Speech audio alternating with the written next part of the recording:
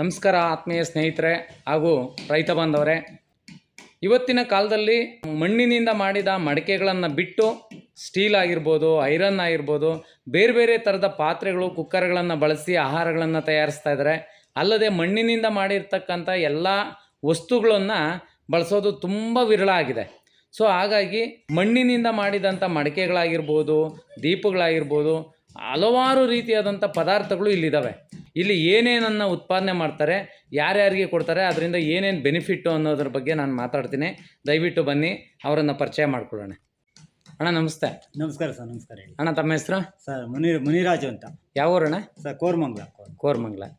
ಅಣ್ಣ, ಈಗ ನೀವು ಈ ಮಡಿಕೆನ ಎಷ್ಟು ವರ್ಷಗಳಿಂದ ಮಾಡ್ತಾಯಿದ್ರಿ? ಸರ್ ನಾವು ಇದು ಕುಲಕಸ್ಬು ಅಂತ ಸುಮಾರು ನಮ್ಮ ತಂದೆಯವರು, ನಮ್ಮ ತಾತ ಅವರು ಇದೇ ಕಸಬು ಮಾಡ್ಕೊಂಡು ಬರ್ತಾ ಇದ್ದಾರೆ ಸರ್. ಕುಲಕಸ್ಬು ಅಂತ. ಹೌದಾ? ನೀವು ಹುಟ್ಟಿದಾಗಿನಿಂದ ಇದೇ ಕಸಬು ಸರ್ ಇದು. ಸರಿ ಅಣ್ಣ, ನೀವು ಮಣ್ಣಿನಿಂದ ಏನೇನನ್ನು ಮಾಡ್ತೀರಿ ಇಲ್ಲಿ? ಸರ್ ಮಣ್ಣಿನಲ್ಲೀಗ ಮಡಿಕೆ ಅನ್ನ ಮಾಡೋದಕ್ಕೆ, ಸಾಂಬಾರು ಮಾಡೋದಕ್ಕೆ, ಮತ್ತು ನೀರಿನ ಅರಿವಿ, ಮತ್ತು ಶಾಸ್ತ್ರ ಕಾರ್ಯಗಳಿಗೆ ಎಲ್ಲ ಯೂಸ್ ಮಾಡ್ತಾ ಇದ್ದೀವಿ ಸರ್. ಎಲ್ಲ ಥರಕ್ಕೂ ಯೂಸ್ ಆಗುತ್ತೆ. ಸರಿ ಅಣ್ಣ, ಈಗ ನೋಡಿ, ಪ್ಲಾಸ್ಟಿಕ್ ಬಂತು, ಆಮೇಲೆ ಸಿಲ್ವರ್ ಬಂತು, ಸ್ಟೀಲ್ ಬಂತು, ಇವೆಲ್ಲವುಗಳು ಬಂದು ನಿಮ್ಮ ವ್ಯಾಪಾರಕ್ಕೆ ಏನಾದರೂ ಅದರಿಂದ ಎಫೆಕ್ಟ್ ಆಗಿದೆಯಾ? ಸರ್ ಈಗ ಹೇಳಬೇಕು ಅಂದರೆ ಮುಂಚೆ ಎಫೆಕ್ಟ್ ಆಗಿತ್ತು.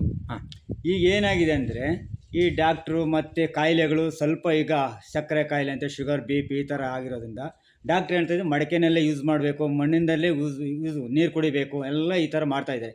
ಈಗ ಸ್ವಲ್ಪ ನಮ್ಮ ಕುಂಬಾರಿಕೆ ಅವ್ರಿಗೆ ಪರವಾಗಿಲ್ಲ ಸರ್. ಮುಂಚೆ ಒಂದು 15-20 ವರ್ಷದಿಂದ ಏನಿರಲಿಲ್ಲ. ಈಗ ಮತ್ತೆ ಒಂದು 3-4 ವರ್ಷದಿಂದ ಎಲ್ಲ ಮಣ್ಣಿಂದ ಇದೆ ಯೂಸ್ ಮಾಡ್ತಾ ಇದ್ದಾರೆ. ಅದರಿಂದ ಈಗ ಪರವಾಗಿಲ್ಲ ಸರ್, ನಮಗೆ ಪರವಾಗಿಲ್ಲ, ವ್ಯಾಪಾರ ಆಗುತ್ತೆ. ಬಟ್ ಈಗ ಮಣ್ಣಿನಲ್ಲೇ ಅನ್ನ ಮಾಡೋದು, ಸಾಂಬಾರು ಮಾಡೋದು ಎಲ್ಲ ವೃತ್ತಿ ಮಾಡ್ತಾ ಇದ್ದಾರೆ. ಈಗ ಪ್ಲಾಸ್ಟಿಕ್ಕು, ಸ್ಟೀಲಲ್ಲಿ ಏನು ಬಂದಿದೆ ಎಲ್ಲ ಥರದ ಐಟಮ್ಗಳು ನೀವು ಮಣ್ಣಿನಲ್ಲೇ ಮಾಡ್ಕೊಡ್ತೀರಾ? ಹೌದು ಸರ್, ಎಲ್ಲ ಥರ. ಈಗ ಮತ್ತೆ ಕುಕ್ಕರ್ ತಗೊಳ್ಳಿ, ಮತ್ತೆ ಒಂದು ನೀರಿನ ಡಿಸೈನ್ ಕುಕ್ಕರು ಇದೆಯಾ? ಕುಕ್ಕರು ಬರುತ್ತೆ ಸರ್. ಓಕೆ. ಕುಕ್ಕರು ಬರುತ್ತೆ, ನೀರಿನ ಫಿಲ್ಟರ್ ಬರುತ್ತೆ, ಡ್ರಾಯಿಂಗಲ್ ವಾಟರ್ ಬಾಟ್ಲು, ಕಾಫಿ ಕುಡಿಯೋ ಗ್ಲಾಸು, ನೀರಿನ ಜಗ್ಗು, ಪ್ರತಿಯೊಂದು ಎಲ್ಲಾ ರೀತಿನೂ ಮಣ್ಣಿನಲ್ಲಿ ಮಾಡಿರ್ತೀರಿ. ಮಣ್ಣಿನಲ್ಲಿ ಮಾಡಿದಂತ ಎಲ್ಲ ಕಡೆ ಸಿಗುತ್ತೆ. ಓಕೆ ಅಣ್ಣ, ಇದು ಬಾಳಿಕೆ ಯಾವ ರೀತಿ ಬರ್ತದೆ? ಜಾಸ್ತಿ ಬಾಳಿಕೆ ಅಂದ್ರೆ ಈಗ ಏನಾಗಿದೆ ಅಂದ್ರೆ ನಾವು ಯಾವ ತರ ಯೂಸ್ ಮಾಡ್ತೀವಿ ಅದೇ ತರ ಬರುತ್ತೆ. ಆಯ್ತಾ? ಈಗ ಮುಂಚೆ ಒಲೆ ಮೇಲೆ ಮಾಡ್ತಾ ಇದ್ವಿ, ಗ್ಯಾಸ್ ಮೇಲೆ ಮಾಡೋ ತರನು ಮಾಡಿದೀವಿ. ಈಗ ಏನೋ ಈ ಮಡಿಕೆಗಳಿಂದ ಗ್ಯಾಸ್ ಮೇಲೇನು ಮಾಡ್ಬೋದು ಸರ್, ಮಾಡ್ಬೋದು. ಅದೇ ತರನೇ ನಾವು ಅದಕ್ಕೆ ಸ್ವಲ್ಪ ಏನು ಬೇಕೋ ಅದೆಲ್ಲ ವ್ಯವಸ್ಥೆ ಮಾಡಿದೀವಿ. ಓಕೆ, ಮಾಡ್ಬೋದು ಅಣ್ಣ. ಈಗ ಅಡುಗೆಗೆ ಬೇಕಾಗಿರ್ತಕ್ಕಂಥ ಏನು ಸಾಮಗ್ರಿಗಳಲ್ಲದೇನೆ ಬೇರೆ ಇನ್ನೇನೇನು ಸಿಗುತ್ತೆ ಸರ್? ಈಗ ಅಡುಗೆಗೆ ಬಿಟ್ಟು ಮನೆಯಲ್ಲಿ ಈಗ ಡೆಕೋರೇಷನ್ಗೆ, ಮತ್ತೆ ಹಾಲಲ್ಲಿ ಈಗ ಶೋಗೆ, ಹೊಸ ಮನೆಗೆ ಶೋಗೆ ಎಲ್ಲ ರೀತಿ ಮಣ್ಣಿನಲ್ಲಿ ಉಪಯೋಗಿಸಿದ್ದಾರೆ. ದೃಷ್ಟಿ ಗೊಂಬೆಯಿಂದ ಹಿಡಿದು ಮತ್ತೆ ಕೈ ಕೆಲಸ. ಮುಂಚೆ ಮರದಲ್ಲಿ ಮಾಡ್ತಾ ಇದ್ರು. ಈಗ ಆನೆ ಆಗ್ಲಿ, ಒಂದು ಕುದುರೆ ಆಗ್ಲಿ, ಎಲ್ಲಾ ರೀತಿ ವಾಸ್ತು ತಕ್ಕಾಗಿ ಎಲ್ಲ ಸರ್. ಈಗ ನೀರ್ ಹಾಕೋದು, ಒಂದು ಹೂವಿನ ತಟ್ಟೆ ಆಗ್ಲಿ, ಎಲ್ಲ ಮಣ್ಣದ್ರಲ್ಲೇ ಯೂಸ್ ಮಾಡ್ತಾರೆ. ಯಾಕಂದ್ರೆ ಪ್ರತಿಯೊಬ್ಬರು ಮಣ್ಣನ್ನೇ ಯೂಸ್ ಮಾಡ್ಬೇಕು. ಅದು ಒಡೆದೋದ್ರು ಮತ್ತೆ ಮಣ್ಣಿಗೆ ಮಿಕ್ಸ್ ಆಗುತ್ತೆ. ಸತ್ಯ. ಮಣ್ಣಿಗೆ ಪರಿಸರ ಸ್ನೇಹಿ. ಮತ್ತೆ ಮುಂಚೆ ಗಾರ್ಡನ್ ಪಾಟ್ಸ್ ಎಲ್ಲ ಬರ್ತಾ ಇತ್ತು. ಈಗ ಮತ್ತೆ ಅದಕ್ಕೆ ಬರ್ತಾ ಇದ್ದಾರೆ. ಮನೆ ಒಳಗಡೆ ಪ್ಲಾಂಟ್ಸ್ ಬೆಳೆಯೋದು, ಇದು ಎಲ್ಲ ಮಣ್ಣು ಪರಿಸರದ್ರಿಂದ ಎಲ್ಲ ಮಣ್ಣಿಂದ ಯೂಸ್ ಮಾಡ್ತಾ ಇದ್ದಾರೆ ಸರ್. ಈಗ ತುಳಸಿ ಕಟ್ಟೆನೂ ಇದೆ. ಇದೆ ಸರ್, ತುಳಸಿ ಕಟ್ಟೆ ಪ್ರತಿಯೊಂದು ಸರ್. ಗಿಡ ಯಾವುದೇ ಬೆಳೆಯಲಿ ಎಲ್ಲದಕ್ಕೂ ಮಣ್ಣಿಂದನೇ ಯೂಸ್ ಮಾಡ್ತಾ ಇದ್ದಾರೆ. ಪರಿಸರ ಬರುತ್ತೆ, ಮಣ್ಣಿನ ಇದರಲ್ಲಿಂದ ಬರುತ್ತೆ. ಒಡೆದೋದ್ರೂ ಅದು ಪರಿಸರದಿಂದ ಪರಿಸರಕ್ಕೆ ಅಂತ ಆ ತರ ಮಾಡ್ತಾ ಇದೆ ಸರ್. ನಡೀತಾ ಇದೆ ಈಗ, ಪರವಾಗಿಲ್ಲ. ಈಗ ಅಣ್ಣ, ಪ್ಲಾಸ್ಟಿಕ್ ಅತಿ ಹೆಚ್ಚಾಗಿ ಬಳಸ್ತಾ ಇದ್ದಾರೆ.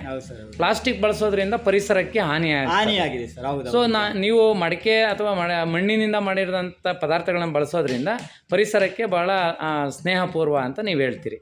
ಹೌದಲ್ವಾ? ಹೌದು ಸರ್, ಹೌದು. ಓಕೆ. ಇದಲ್ದೇನೆ ನೀವು ಗಣೇಶನಗಳು ಸಹ ಮಾಡ್ತೀರಾ? ಹೌದು ಸರ್, ಹೌದು. ಗಣೇಶನಗಳು ಮತ್ತೆ ದಸರಾ ಹಬ್ಬಕ್ಕೆ ಬೇಕಾಗಿರೋ ದಸರಾ ಬೊಂಬೆಗಳಾಗ್ಲಿ, ಅಂದ್ರೆ ಯಾವ್ಯಾವ ಟೈಮ್ಗೆ ಏನೇನು ಬರುತ್ತೋ ಹಬ್ಬಗಳಿಗೆ ಆ ತರ ಸಂಬಾರ ಇದು ನಾವು ಮಾಡ್ತೀವಿ ಸರ್. ಈಗ ದೀಪಾವಳಿ ಜಾಸ್ತಿ ಇರೋದ್ರಿಂದ ಈಗ ದೀಪಾವಳಿಗೆಲ್ಲ ಮತ್ತೆ ದೀಪಗಳು ವೆರೈಟಿ ದೀಪ ಮಣ್ಣಿನಲ್ಲೇನೆ. ನಾವು ಬೇರೆ ಏನು ಉಪಯೋಗಿಸಲ್ಲ.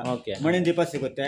ಮತ್ತೆ ಸಮ್ಮರ್ ಟೈಮ್, ಡಿಸೆಂಬರ್, ಜನವರಿ, ಫೆಬ್ರವರಿ, ಇದರಲ್ಲಿ ಮಾರ್ಚ್ ಅಲ್ಲಿ ನೀರಿನ ಅರಿವಿಗಳು, ಬೇಸಿಗೆ ಮಜ್ಜಿಗೆ ಇಡೋದಕ್ಕೆ, ಮೊಸರು ಇಡೋದಕ್ಕೆ, ಈ ತರದ್ ಅದು ಮಾಡ್ತೀವಿ. ಅದಾದ್ಮೇಲೆ ಮತ್ತೆ ದಸರಾ ಹಬ್ಬ, ಗೌರಿ ಹಬ್ಬ ಬರುತ್ತೆ. ಗಣೇಶನ ಟೈಮಲ್ಲಿ ಗಣೇಶನಿಗೆ ಮಾಡ್ತೀವಿ. ಪ್ರತಿಯೊಂದು ಎಲ್ಲ ಮಣ್ಣಿನ ಇದರಲ್ಲೇ ಮಾಡ್ತೀವಿ. ಓಕೆ ಅಣ್ಣ, ಈಗ ಪ್ಲಾಸ್ಟಿಕ್ಕು ಮತ್ತು ಸ್ಟೀಲು ಅವು ಇವೆಲ್ಲ ಬಂದಿದಾವಲ್ಲ, ಬೆಲೆಗಳು ಅದಕ್ಕೂ ಇದಕ್ಕೂ ಏನು ಡಿಫರೆನ್ಸ್? ಬೆಲೆಗಳಂದ್ರೆ ಎಲ್ಲ ಕಡೆನೂ ಬೆಲೆ ಜಾಸ್ತಿ ಆಗಿದೆ. ಮಣ್ಣಿಂದು ಅದಕ್ಕಿಂತ ಸ್ವಲ್ಪ ಜಾಸ್ತಿನೇ ಇದೆ ಸರ್, ಮಣ್ಣಿಂದು ಸ್ವಲ್ಪ ಜಾಸ್ತಿನೇ ಜಾಸ್ತಿನೇ ಇದೆ. ಯಾಕೆಂದ್ರೆ ಹೌದು ಸರ್, ಆರೋಗ್ಯಪೂರ್ವಕವಾಗಿರುತ್ತೆ. ಆರೋಗ್ಯಕ್ಕಾಗಿ ಇದೇನಾಗಿದೆ ಅಂದ್ರೆ ಪ್ಲಾಸ್ಟಿಕ್ ಸರ್ ನಮಗೆ 100 ರೂಪಾಯಿ ಬಿಂದಿಗೆ ಸಿಗುತ್ತೆ ಅಂದರೆ ಆದರೆ ನಾವು 150 ರೂಪಾಯಿ ಅರಿವಿ ಮಾರ್ತೀವಿ. ಹಾ. ಅದರಿಂದ ಈ ಕೆಲಸನೂ ಹಂಗೆ ಇದೆ, ಮಾಡೋರಿಲ್ಲ. ಎಲ್ಲ ಕುಲಕಸ್ಬು ಬಂದು ಕೆಲವರೆಲ್ಲ ಮಾಡ್ತಾ ಇಲ್ಲ, ಬಿಟ್ಬಿಟ್ರೆ ಕಷ್ಟ, ಮನೆ ಕೆಲಸ ಮಾಡೋದು ಕಷ್ಟ ಅಂತ ಬಿಟ್ಬಿಟ್ಟಿದ್ದಾರೆ. ಕೆಲವರು ವೃತ್ತಿ ಮಾಡ್ತಾ ಇದ್ದಾರೆ. ಈಗ ಬೇಡಿಕೆ ಇದೆ, ಬೇಡಿಕೆ ಇದೆ, ಮಾಡೋರಿಲ್ಲ. ಈಗ ನಿಮಗೆ ಡಿಮ್ಯಾಂಡ್ ಎಲ್ಲೆಲ್ಲಿಂದ ಬರ್ತದೆ ಸರ್? ಸರ್ ನಮ್ಗೆ ಈಗ ಕೋಲಾರ, ಮೈಸೂರು, ಮಂಡ್ಯ ಈ ಥರ ಎಲ್ಲ ಕಡೆನೂ ಬರ್ತಾರೆ ಸರ್. ಈಗ ಇಲ್ಲಿಗೆ ಬಂದು ತಗೊಂಡೋಗುವಂತ ರೈತರು ನಾವು ಇದ್ದಾರೆ. ಹೋಲ್ಸೇಲ್ ದರದಲ್ಲಿ ಇಲ್ಲಿ ಕೊಡ್ತಾ ಇದ್ದೀವಿ. ಹಾ. ಇಲ್ಲೇ ಬಂದು ತಗೊಂಡೋಗಿ ಅವರು ರಿಟೇಲ್ ಮಾಡ್ತಾರೆ, ರೋಡ್ ಸೈಡಲ್ಲಿ ಅಲ್ಲಿ ಇಲ್ಲಿ ಇಟ್ಕೊಂಡು ಅವರು ವ್ಯಾಪಾರ ಮಾಡ್ತಾರೆ. ಸಿಟಿಗೆ ಕೊಡ್ತೀವಿ, ಬೆಂಗಳೂರಿಗೆ ಬೇಜಾನ್ ಈಗ ಕೊಡ್ತೀವಿ. ಜಾಸ್ತಿ ಬೇಕು ಅಂದ್ರೆ ನೀವು ಸಪ್ಲೈ ಬೇರೆ ಕಡೆನೂ ಕಳಿಸ್ಕೊಡ್ತೀರಾ? ಇಲ್ಲ ಸರ್, ನಾವು ತರಿಸ್ಕೊಳ್ತೀವಿ, ಅಲ್ಲ. ಅವರು ಬಂದು ತಗೊಂಡೋಗ್ತಾರೆ. ಇಲ್ಲೇ ನಾವು ಸಪ್ಲೈ ಮಾಡೋದಿಲ್ಲ ಸರ್. ನಾವು ಓಕೆ ಓಕೆ ಓಕೆ. ನಾವು ಹೋಲ್ಸೇಲ್ ಅಂದಮೇಲೆ ಅವರೇ ಬಂದು ತಗೊಂಡೋಗ್ತಾರೆ. ಅಂದ್ರೆ ನೀವು ಬೇರೆ ಕಡೆ ಕಳಿಸ್ಕೊಡಕ್ ಆಗೋದಿಲ್ಲ, ಇಲ್ಲಿಗೆ ಬಂದು ತಗೊಂಡು ಹೌದು, ನಾವು ಕೆಲಸ ಮಾಡೋದು ಎರಡೂ ಇರುತ್ತಲ್ವಾ, ಅದಕ್ಕೋಸ್ಕರ ನಾವು ಅಣ್ಣ ಸಪ್ಲೈ. ನಿಮ್ದು ಅಡ್ರೆಸ್, ಈ ಅಂಗಡಿ ಅಡ್ರೆಸ್ ಹೇಳ್ತೀರಾ? ಸರ್ ಈ ಅಂಗಡಿ ಅಡ್ರೆಸ್ ಬಂದು ಕೋರಮಂಗಲ ವಿಲೇಜು, ಆವತಿ ಪೋಸ್ಟು, ದೇವನಹಳ್ಳಿ ತಾಲೂಕು, ಬೆಂಗಳೂರು ಗ್ರಾಮಾಂತರ ಜಿಲ್ಲೆ ಸರ್. ಸ್ನೇಹಿತರೆ, ಮಡಿಕೆಯಿಂದ ಮಾಡಿರ್ತಕ್ಕಂಥ ಎಲ್ಲ ಪದಾರ್ಥಗಳು ಆರೋಗ್ಯಪೂರಕ ಹಾಗೂ ಪರಿಸರ ಸ್ನೇಹಿ ಅಂತ ಹೇಳ್ತಾ, ಹೆಚ್ಚೆಚ್ಚು ಮಣ್ಣಿನಿಂದ ಉತ್ಪಾದನೆ ಮಾಡಿರ್ತಕ್ಕಂಥ ವಸ್ತುಗಳನ್ನು ಬಳಸಿ ಅಂತ ಹೇಳ್ತಾ ಈ ಒಂದು ಕಾರ್ಯಕ್ರಮವನ್ನು ನಾನು ಮುಗಿಸ್ತಾ ಇದ್ದೀನಿ. ನಿಮಗೇನಾದರೂ ಮಡಿಕೆಗಳು ಅಥವಾ ಮಣ್ಣಿನಿಂದ ಮಾಡಿರ್ತಕ್ಕಂಥ ಯಾವುದೇ ಎಲ್ಲ ಥರದ ಏನು ಸರಕು ನಿಮ್ಗೇನಾದರೂ ಬೇಕು ಅಂದರೆ ನಮ್ಮ ಅಣ್ಣವ್ರದ್ದು ನಂಬರನ್ನು ನಾನು ಸ್ಕ್ರೀನ್ ಮೇಲೆ ಹಾಕಿದ್ದೀನಿ. ದಯವಿಟ್ಟು ಫೋನ್ ಮಾಡಿ ಬಂದು ತೊಗೊಂಡೋಗಿ ಅಂತೇಳಿ ಹೇಳ್ತಾ, ಮಾಣಿಕ್ಯ ಅಂತ ಹಿರಿಯರು ಹೇಳಿದ್ದಾರೆ, ಅದೇ ಬದ್ಧವಾಗಿ ನಾವು ಕೆಲಸ ಕುಲಕಸುಬು ವೃತ್ತಿ ಅಂತ ಮಾಡ್ತಾ ನಾವು ಸತ್ಯ, ಅಣ್ಣವ್ರು ಹೇಳಿದ್ದು 100% ಸತ್ಯ. ಇವತ್ತು ಮಣ್ಣಿನ ಒಂದು ಬಾಂಧವ್ಯ ರೈತರಿಗೆ ಇದೆ ಮತ್ತು ನಮ್ಮ ಕುಂಬಾರಿಕೆ ಮಾಡುವಂಥ ಕುಂಬಾರರಿಗೆ ಇದೆ.